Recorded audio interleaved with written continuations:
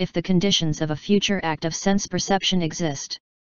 Section 24. Similarly, if the conditions of a future act of sense perception exist, e.g.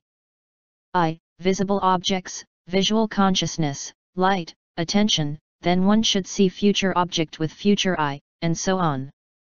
Section 25. For if you say that the conditions of present visual and other perception exist, and that you see present objects with an eye, etc., that is present, so, if you maintain that the past conditions of sense perception exist, must you say that with the past eye one sees past objects, etc.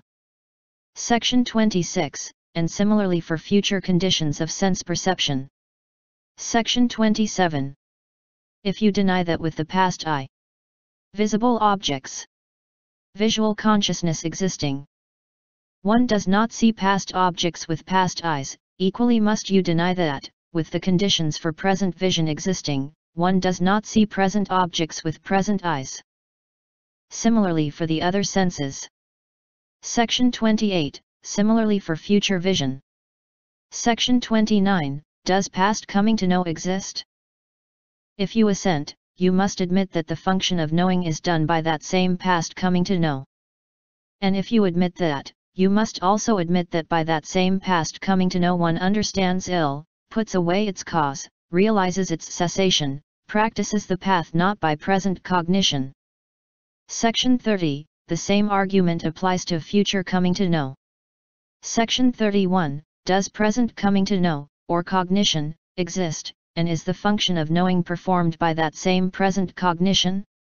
If you assent, you must admit that, past coming to know also existing, the function of knowing is performed by that same past cognition. So that if, by that present cognition, the nature of ill be understood, its cause put away, its cessation realized, the path leading thereto be practiced, it is no less by that past cognition that all this is effected. The same reasoning precisely holds good to the extent to which you maintain that present coming to know exists. But you maintain that, whereas the past process of knowing exists, it is impossible to perform the function of knowing with it. Then, by parity of reasoning, surely it is equally impossible to know with the existing present process of knowing.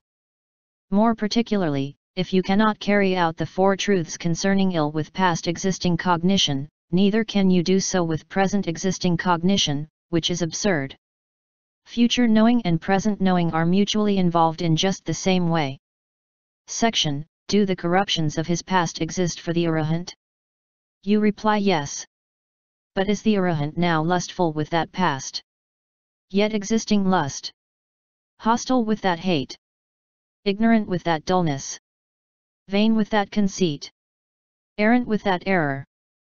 Per 35 plexed with that doubt, torpid with that sloth, distracted with that excitement, shameless with that impudence, reckless with that indiscretion, all of which are past and yet existing?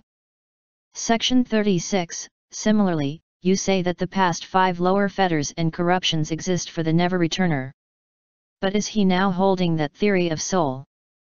Perplexed with that doubt, infected by that contagion of mere rule and ritual, subject to residual sensuous passions and ill will, that are past and yet existing?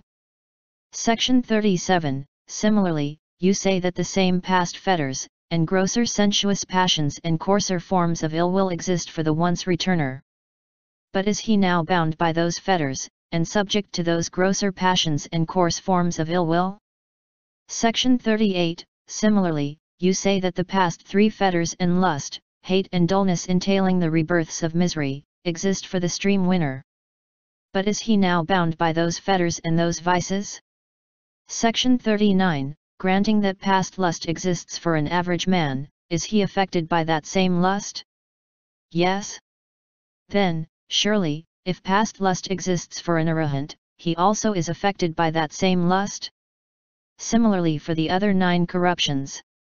If you say that the average man is still subject to corruptions or fetters, past, yet existing, you must also admit that past corruptions and fetters, in so far as they exist in those who have reached any stage of the path, involve their being subject to them at present. Conversely, if it is impossible for an Arahant, or one in any lower stage of the path, to be now subject to certain corruptions or to fetters which exist for him as past, it is equally impossible for the average man to be subject to a corruption or fetter which exists for him as past.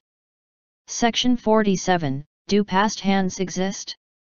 Then must you also admit that taking and laying down by them is also apparent as existences.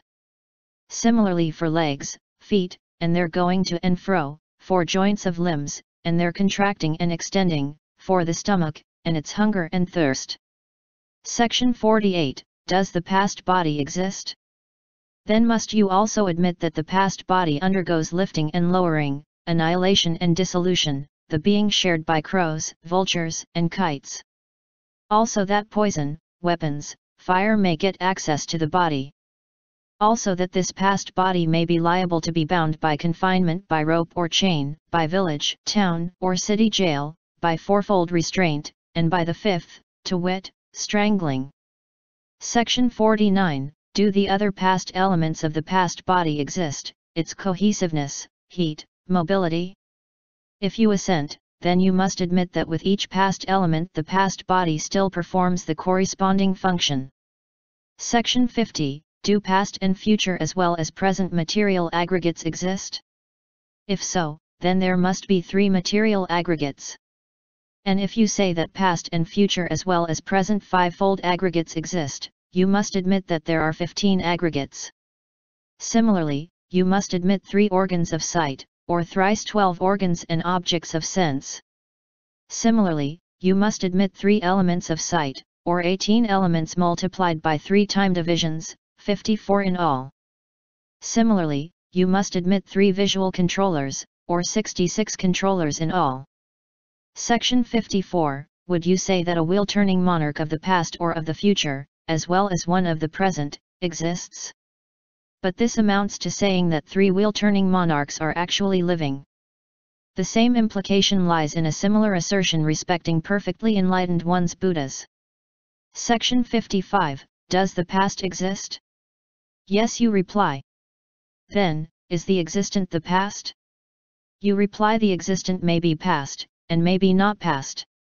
But herein you make out that the past may be the past and may be the not past. Your position is wrong, and you are refuted. Section 56. You are similarly involved if you say that, whereas the future exists, the existent may be future and may not be future.